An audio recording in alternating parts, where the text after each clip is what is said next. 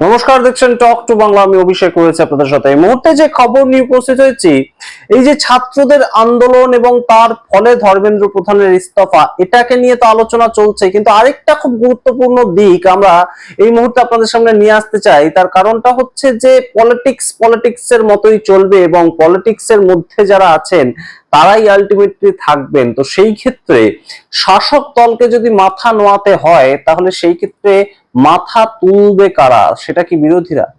এই প্রশ্ন এই মুহূর্তে উঠছে এবং বিরোধী মুখ বলতেই তো এই মুহূর্তে একমাত্র এই রাহুল গান্ধীকেই দেখা গেছে এই সম্পূর্ণ আন্দোলনটার ক্ষেত্রে। এবং এই আন্দোলনটার ক্ষেত্রে রাহুল গান্ধীর ভূমিকাটা ঠিক কি, ঠিক সেই জায়গাটা আজকের এই বিষয়টা নিয়ে আলোচনা আপনাদের সামনে রাখবো। আমরা রাহুল গান্ধীর ভক্ত নয়, আমরা কংগ্রেসের ভক্ত নয়, শুধুমাত্র এই সামগ্রিক বিষয়ে রাহুল গান্ধী একজন বিরোধী দলনেতা হিসেবে কোন জায়গায় নিজেকে নিয়ে গেলেন কিংবা কিভাবে সরকারের উপর চাপ বাড়ালেন সেটা আমরা একটু বিস্তারিত আলোচনা করি। গতকালই যখন 2:30টার সময় আমরা ইস্তফা দেখলাম, তার আগে একটা ছোট্ট ঘটনা কিন্তু ঘটে গেছিল, সেটা অনেকেই ওভারলুক করে গিয়েছেন। আপনারা আগে সেই ঘটনাটা দেখুন। রাহুল গান্ধী যে সমস্ত স্টুডেন্টরা হাঙ্গার স্ট্রাইক করেছিলেন, যাদের উপর পুলিশ লাঠিচার্জ করেছিল, তাদেরকে নিয়ে একটা প্রেস কনফারেন্স করেন এবং তারা কিন্তু কেউ রাহুল গান্ধীর যে পার্টি কংগ্রেসের যুব সমর্থক তেমন নয়, তারা কিন্তু বিভিন্ন কমিউনিস্ট পার্টির সমর্থক, কিন্তু তাদেরকে নিয়ে রাহুল গান্ধী কিন্তু প্রেস কনফারেন্সটা করলেন।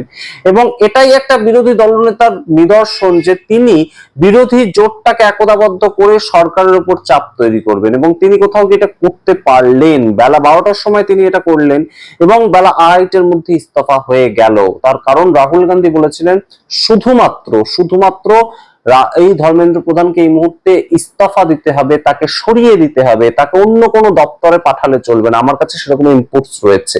আপনারা শুনুন রাহুল গান্ধীর বক্তব্য, তারপর আসছি আর ওই নিয়ে বিস্তারিত ব্যাখ্যা। We get information these days from the government. There's some talk going on in Mr. Modi's cabinet that the solution is to move Mr. Dharmendra Pradhan from education to some other ministry.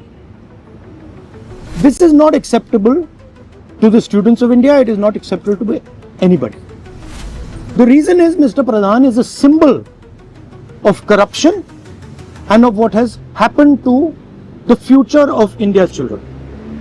He is a symbol of the destruction of the most valuable thing that this country has, which is our students and their future.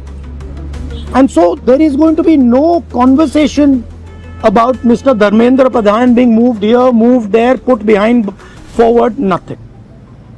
Mr. Dharmendra Pradhan has to be sacked. আপনারা শুনলেন রাহুল গান্ধী এই কথাটা কিন্তু গতকাল বেলা 12টার সময় বলেছিলেন এবং ইস্তফা হলো ঠিক তার 2 ঘন্টার মধ্যে।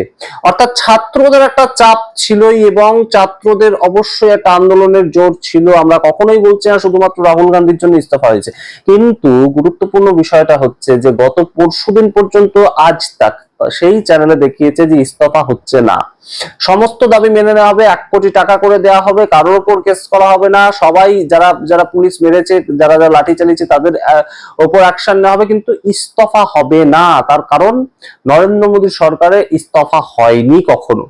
কিন্তু বেলা 12টার সময় রাহুল গান্ধীর প্রেস কনফারেন্সটা কিন্তু অবশ্যই গুরুত্বপূর্ণ, এবং রাহুল গান্ধী যে কথাটা বলছেন তাকে অন্য কোনো ডিপার্টমেন্টে সরিয়ে দেওয়া হতে পারে, সেটা পর্যন্ত হবে না। অর্থাৎ স্টুডেন্টরা সেই সময় পেছনে দাঁড়িয়ে মাথা নাড়ছেন, স্টুডেন্টরা সেই সময় দাঁড়িয়ে সম্পূর্ণ বিষয়টাকে সমর্থন করছেন। নেহা দাঁড়িয়েছিলেন তার পেছনে। নেহা কিন্তু এআইএসএ করে এবং সেই ক্ষেত্রে সেটা হচ্ছে ছাত্র সংগঠন, বামপন্থী ছাত্র সংগঠন। তো এই যে জোটবদ্ধ করা, একতাবদ্ধ করা, এবং সম্পূর্ণভাবে আমরা দেখতে পেয়েছি রাহুল গান্ধী এই আন্দোলনে প্রথম থেকে আসেননি, প্রথম থেকে তিনি সম্পূর্ণ মুভমেন্টের সঙ্গে যুক্ত হননি। কিন্তু যে গুরুত্বপূর্ণ বিষয়টা হলো যখন 20 তারিখ দেশের ছাত্র যুব আন্দোলন, সেখানে নির্মমভাবে পুলিশ লাঠি চালালো, তার পরবর্তী থেকেই কিন্তু একদম সরাসরি রাহুল গান্ধী বিষয়টার মধ্যে হস্তক্ষেপ করলেন। 21শে জুলাই তিনি চলে গেলেন। সবচেয়ে গুরুত্বপূর্ণ যেটা প্রেক্ষাপট, রাহুল গান্ধীর সামগ্রিক যে রাজনৈতিক জীবন, তাতেও সবচেয়ে বড় গুরুত্বপূর্ণ তিনি একটা জায়গা তৈরি করলেন, সেটা প্রাইম মিনিস্টারের বাড়ির বাইরে গিয়ে ধর্নায় বসে পড়া। একজন বিরোধী দলনেতা প্রাইম মিনিস্টারের বাড়ির বাইরে গিয়ে ধর্নায় বসে পড়েছেন এবং সেখান থেকে পুলিশ তাকে টেনে হিচড়ে নিয়ে গিয়েছে। টেনে হিচড়ে নিয়ে যাওয়ার সময় তাকে রীতিমতো রাস্তায় ফেলে পুলিশ টানতে শুরু করেছিল, যার ফলে তার নাক ফেটে রীতিমতো রক্ত বেরিয়ে গিয়েছে। যে ছবিটা আপনারা দেখছেন, অনেকে বলছেন 2029 সালের একদম পোস্টার তৈরি হয়ে গিয়েছে। এটা বিরোধীদের অর্থাৎ কংগ্রেসের এটা একটা পোস্টার তৈরি হয়ে গেল 2029 সালের ভোটের জন্য, এবং সেটাকেই তারা ব্যবহার করবে। কিন্তু এই জায়গাটায় কিন্তু একজন বিরোধী দলনেতাকে যেতে হয় যদি প্রয়োজন পড়ে, সমাজের প্রয়োজন যদি পড়ে, সেই বিষয়টা কিন্তু রাহুল গান্ধী প্রতিষ্ঠা করলেন। তার পরের দিন 22শে জুলাই তিনি সরাসরি একটা প্রেস কনফারেন্স করলেন, এবং প্রেস কনফারেন্স করে সঠিক সত্য তত্ত্বগুলো সেগুলো কিন্তু মানুষের সামনে তুলে ধরলেন। তিনি বললেন যে নিট পরীক্ষার থেকে 1,32,00,00,000 টাকা একবারে সরকার নেয় চার্জ হিসেবে, ফিজ হিসেবে, এবং সামগ্রিকভাবে তাদের বছরে কত বাজেট এডুকেশন ডিপার্টমেন্টের জন্য, এডুকেশন সেক্টরে 1,40,00,00,000 টাকা। তো সেই ক্ষেত্রে এত টাকা ফিজ কেন নেওয়া হচ্ছে? এডুকেশন তো সবার জন্য হওয়া উচিত, সেই ক্ষেত্রে এত টাকা ফিজ মানুষ দেবে কোথা থেকে? এই প্রশ্ন তিনি তুললেন। গত 10 বছরে 152 বার পেপার লিক হয়েছে, এইটা মানুষের মনে একদম টার্গেটেড করিয়ে দিলেন, মানুষ এটাকে নিয়ে আরো ক্ষেপে উঠলো। এই কাজগুলো কিন্তু তিনি করলেন 22শে জুলাই। 23শে জুলাই তিনি কি করলেন? একদম সরাসরি পুলিশের পারমিশন ছিল না, সেই অবস্থাতে তিনি তার বাড়ির থেকে মার্চ শুরু করলেন, একদম হাতে সংবিধান রেখে, অর্থাৎ ছাত্র আন্দোলনে ঠিক যেমন ভাবে ছাত্ররা হাতে সংবিধান রেখে জয় ভীম স্লোগান দিয়ে আন্দোলন করছেন, ঠিক সেরকম ভাবে রাহুল গান্ধী হাতে সংবিধান নিয়ে চলতে শুরু করলেন। এবং তিনি গেলেন রাজঘাটে। রাজঘাটে গিয়ে তিনি কি করলেন? তিনি গিয়ে করলেন হচ্ছে, যে সমস্ত ছাত্রছাত্রীরা এই নিট পেপার লিক ইস্যুটা হওয়ার জন্য তারা প্রাণ দিয়েছে, সুইসাইড করেছে, তাদের স্মৃতির উদ্দেশ্যে তিনি বার্তা দিলেন এবং অবশ্যই শ্রদ্ধা জ্ঞাপন করলেন। সেই জায়গাগুলো কিন্তু অবশ্যই সলিটারিটি, একটা এই সামগ্রিক যে আন্দোলনটা, তার পাশে দাঁড়ানো, দেশের বিরোধী দলনেতা পাশে দাঁড়িয়েছিলেন, এবং তার সঙ্গে প্রতিদিন সংসদে আর কোনো ইস্যু তোলেননি, কেউ কোনো সাংসদ কোনো ইস্যু তোলেননি বিরোধীদের পক্ষ থেকে, যেখানে ইস্যু অনেক ছিল। রাজনাথ সিং কেন সম্পূর্ণ একটা ভুল তথ্য দেশকে দিলেন অপারেশন সিন্দুর সম্বন্ধে? কেউ মারা যায়নি, অথচ আমরা দেখলাম 6 জন সৈনিক মারা গিয়েছে, সেটা একটা ইস্যু ছিল। ইথানল মিশ্রিত পেট্রোল কেন দেওয়া হচ্ছে, সেটা একটা ইস্যু ছিল। রাম মন্দিরে তহবিল তছরূপ কেন হলো, সেটা একটা ইস্যু ছিল। এগুলো একটাও তোলা হয়নি, এবং সেটাই কিন্তু সম্পূর্ণ ছাত্র আন্দোলন নিয়ে তোলা হয়েছে। ছাত্রদের উপর কেন লাঠিচার্জ হলো? সুতরাং এই বিষয়টাতে অবশ্যই কিন্তু রাহুল গান্ধী এবং কংগ্রেসের একটা অন্য ধরনের মাত্রায় তারা উন্নীত হলো, এবং সেটা কিন্তু অবশ্যই রাহুল গান্ধী যখন অ্যারেস্টেড হলেন, রাহুল গান্ধীকে একদম পিঠের মধ্যে দেখা গেল একদম তার ধুলো কাদা বালি লেগে গিয়েছে, সেই অবস্থায় তিনি বার্তা দিলেন স্টুডেন্টদের উদ্দেশ্যে। 24শে জুলাই তিনি কি করলেন? 24শে জুলাই তিনি একটি ছেলেকে নিয়ে আসলেন, যে দিল্লি ইউনিভার্সিটিতে পড়াশোনা করেন, ফার্স্ট ইয়ার ছাত্র। তার ওপর একদম সরাসরি পুলিশ প্যালেট গান চালিয়েছে, যার একটা চোখ নষ্ট হয়ে গিয়েছে, তাকে হাজির করলেন, তার জামা খুলে দেখালেন, এবং মানুষের কাছে কিন্তু পৌঁছে দিলেন বার্তাটা। সেই ছেলেটিকে অবশ্যই আমরা সোশ্যাল মিডিয়াতে দেখেছি, কিন্তু রাহুল গান্ধী দেশের বিরোধী দলনেতা যখন দেখাচ্ছেন, তখন যত মিডিয়া রয়েছে, সে যে যার দ্বারাই চালিত হোক না কেন, তাদেরকেও সেই ছবিটা দেখাতে হলো, যে দেশের বিরোধী দলনেতা জামা খুলে একজনের দেখাচ্ছেন, একটি ছেলের, যার উপর পুলিশ প্যালেট গান চালিয়েছে।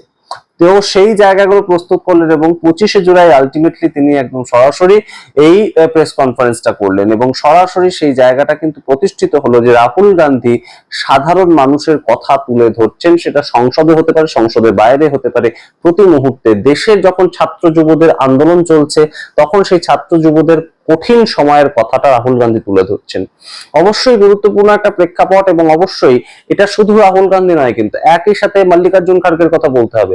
84 বছর বয়সের একজন বৃদ্ধ মানুষ, তিনি বিরোধী দলনেতা হিসেবে তার যা যা করার তাই করেছেন। প্রতিদিন 20শে জুলাই থেকে প্রতিদিন তিনি সংসদের মধ্যে দাঁড়িয়ে এই কথা তুলেছেন যে ছাত্রদের উপর লাঠিচার্জ হচ্ছে কেন, ছাত্রদের উপর কাঁদানে গ্যাস চলছে কেন, ছাত্রদের উপর রাবার বুলেট চলছে কেন, এই বিষয়গুলো চলেছে। এবং তার পরবর্তীতে সিপি রাধাকৃষ্ণন, ভারতবর্ষের উপরাষ্ট্রপতি, তিনি রাজ্যসভা বন্ধ করে দিয়ে, অ্যাডজন করে দিয়ে চলে যেতে বাধ্য হয়েছেন। এই জায়গাগুলো কিন্তু অবশ্যই এই মুহূর্তে কংগ্রেস একটা নতুন ভাবে নিজেদেরকে প্রতিষ্ঠিত করলো। এবং আপনারা জানেন যে কোনো আন্দোলন, যে কোনো অনশন, তার সরাসরি একজন যারা সেটা সুবিধা লাভ করে, সেটা কিন্তু তৎকালীন সময় থাকা ভারতবর্ষের বিরোধী দল।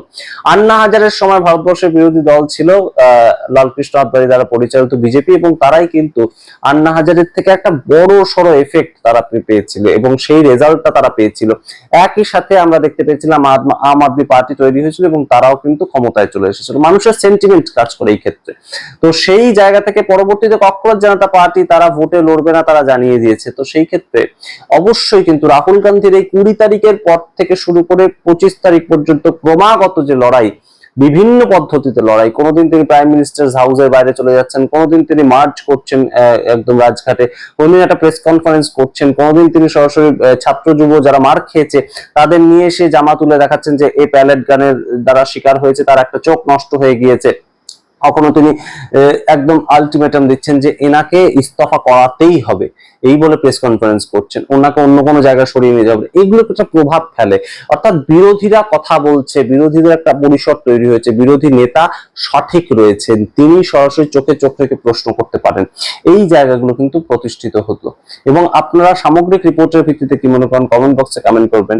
এবং অবশ্যই রাহুল গান্ধী বা তাদের বিরোধিতা কোন পর্যায়ে ছিল, কোন পর্যায়ে আছে আমরা জানি না, তবে এই সামগ্রিক আন্দোলনের ফলে কিন্তু একটা জায়গা প্রতিষ্ঠিত হয়েছে যে সরকারকে ঝোকানো যেতে পারে, এবং তার প্রভাব আপনারা অবশ্যই আগামীকাল থেকে দেখতে পাবেন সংসদের অভ্যন্তরে, যখন এই বিরোধীরা একদম ঘিরে ধরবে সরকারকে আরো বেশি করে, তাদের যতই সংখ্যা বেড়ে যাক না কেন, এনসিপিআই বলে একটা অখ্যাত দল তারা নতুন ভাবে চলে আসুক, তারা 20 জন এমপি দিয়ে সাপোর্ট করুন না কেন, শিবসেনা থেকে 6 জন চলে যাক এবং তারা সিন্ধুকুটে যুক্ত হোক না কেন, এই জায়গা থেকেও বিরোধীরা কিন্তু একটা আলাদা অক্সিজেন পাবে। আপনাদের মতামত দেখার অপেক্ষা রইলাম। দেখতে থাকুন টক টু বাংলা। অবশ্যই টক টু বাংলা ইউটিউব চ্যানেলকে সাবস্ক্রাইব করে দিন, জয়েন বাটন ক্লিক করে মেম্বারশিপ নিলে আমরা অবশ্যই এগিয়ে যেতে সাহস পাবো। ধন্যবাদ।